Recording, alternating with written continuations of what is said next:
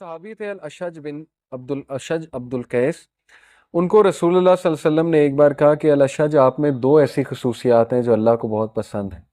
تو ظاہر ہے کہ ان کی تو عید ہو گئی. کسی صحابی کو اللہ کے نبی یہ کہہ دیں کہ آپ میں بڑی خصوصیات ہیں جو اللہ کو پسند ہے، وہ تو کہیں گے یہ تو کیا ہی بات ہے. بہرحال وہ کیا ہیں؟ فوربیرنس اینڈ پیشنس. یہاں پہ فوربیرنس کی جگہ ایک اور ٹرانسلیشن بھی ہے، سلیمنسی. سلیمنسی نرمی کو کہتے ہیں. آپ میں نرمی ہے. نرمی جو کام کرا سکتی، یاد رکھیں، وہ سختی نہیں کرا سکتی. ٹھیک ہے، نرمی سے آپ دوسروں کے دل جیت لیتے ہیں. تو انسان میں نرمی اس لیول کی ہونی چاہیے کہ اگلے آپ سے وہ نرمی لیں، اگلے آپ کی اس مہک سے، اس خوشبو سے خود بھی نرم ہو جائیں. جیسے ہمارے نبی تھے، ویسے تو وہ بہت سٹاؤٹ تھے، بہت ایکٹیو تھے، لیکن لوگوں کے ساتھ ڈیلنگ میں ان سے نرم ترین انسان آج تک نہیں تھا. اپنی وائفز کے ساتھ وہ کتنے نرم تھے، آپ نے کئی واقعات سنے ہوں گے. ٹھیک ہے نا، اپنی وائفز کے ساتھ ہنسی مذاق بھی کیا کرتے تھے.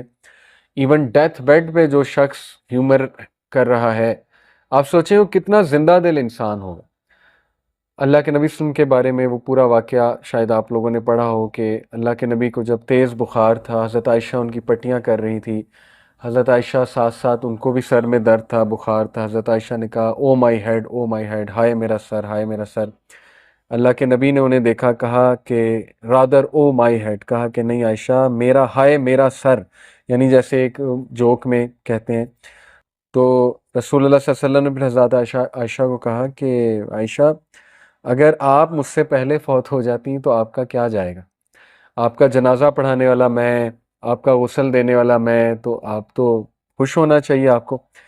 اب حضرت عائشہ نے آگے سے کیا جواب دیا؟ انہوں نے کہا کہ ہاں ہاں، آپ تو چاہتے ہیں میں پہلے مر جاؤں تاکہ آپ اپنی دوسری بیویوں کو زیادہ ٹائم دیں. اب دیکھیں یہ کنورسیشن کب ہو رہی ہے؟ ڈیتھ بیڈ پہ. Can you believe it?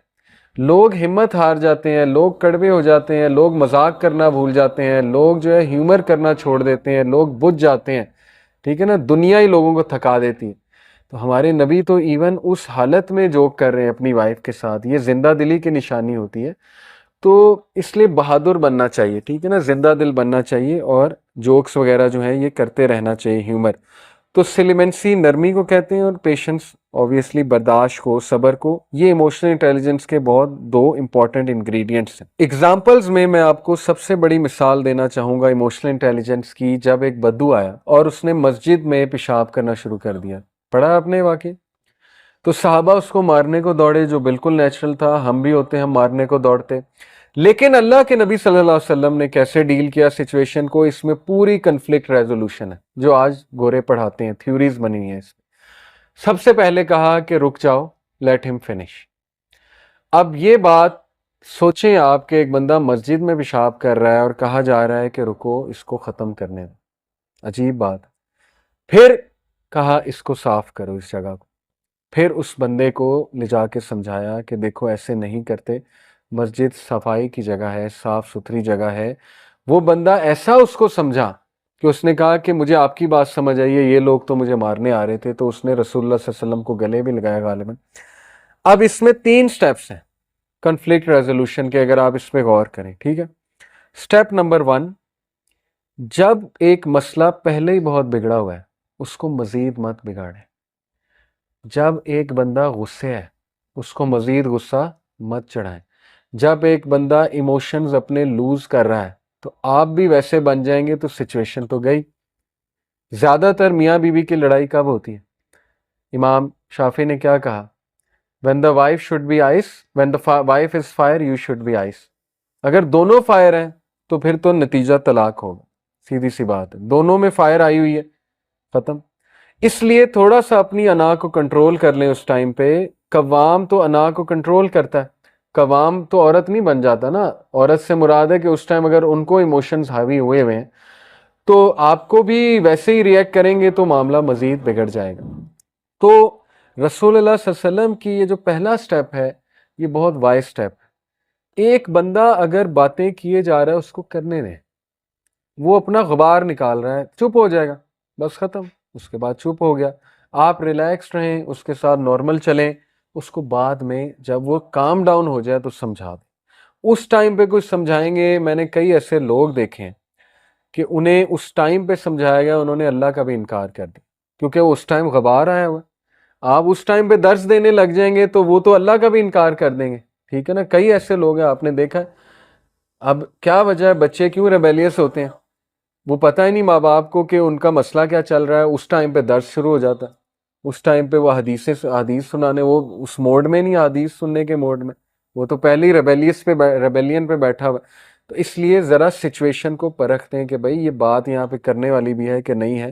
تو انہوں نے مینیج ایسے کیا کہ اگر اس کو یہ اس دوران مارنے آ جائیں گے جبکہ یہ پیشاب کر رہا ہے تو یہ تو مزید بگڑے گا، یہ تو بات ہی نہیں سنے گا، تو ریفرمیشن تو ہوئی نہیں، اور صحابہ بھی مارنے لگ جائیں گے تو پھر وہ مزید گند پھیلے گا، کل کو ہو سکتا ہے وہ کچھ اور کر دے بندہ۔ بہرحال تو پہلا سٹیپ کنفلکٹ ریزولوشن کا ہوتا ہے کہ سچویشن کو دیکھتے ہوئے ایکشن لیں۔ اگر ایک بندہ بہت غصے میں ہے تو آپ کام ڈاؤن ہو جائیں، ٹھیک ہے نا۔ جیسے آپ دیکھیں کہ کئی پیرنٹس غصے میں آتے ہیں ایڈمنسٹریشن کی طرف کہ آپ نے یہ کر دیا، وہ کر دیا، ہمارے بچوں کے ساتھ زیادتی ہوئی۔ اب وہ جو آگے پرنسپل یا جو بھی ہوتا ہے نا، وہ سنتے رہتے ہیں۔ پیرنٹس جب اپنی بات ختم کر چکے ہوتے ہیں تو پھر وہ بولتے ہیں۔ اگر بیچ میں ٹوک دیں گے، بیچ میں لڑائی شروع کر دیں گے، نہیں ہم نے تو یہ کیا ہی نہیں، آپ کو کون کہہ رہا ہے، بس سن لیں۔ ہو سکتا ہے ان کا 90% مسئلہ صرف سنا کر حل ہو جائے، کچھ لوگ صرف سنانا چاہتے ہیں۔ تو ہائی ای آئی والا جو بندہ ہوتا ہے، یہ ایک رول بھی ہمیں سکھایا جاتا تھا ہماری کمپنی میں کہ اینگری کسٹمر کو 24 گھنٹے تک جواب نہیں دینا ای میل پہ یا ایس ایم ایس پہ۔ کیوں؟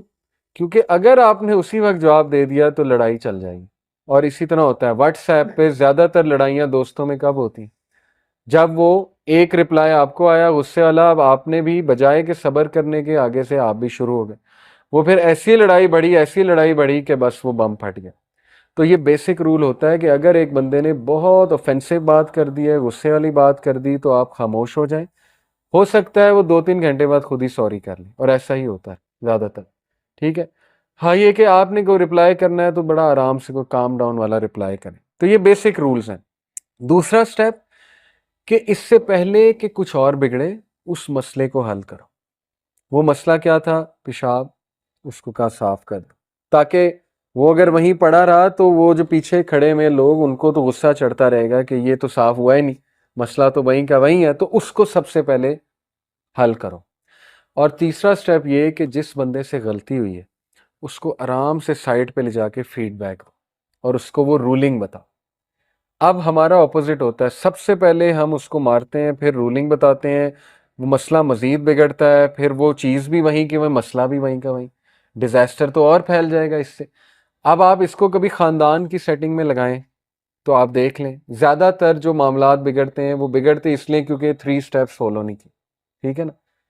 تو یہ بڑا ضروری ہے کہ ہم اپنے نبی سے عملی طور پہ محبت ثابت کریں، اور جس طرح ہمیں انہوں نے سکھایا ہم اس طرح سے انشاءاللہ جو ہے وہ کریں، ٹھیک ہے۔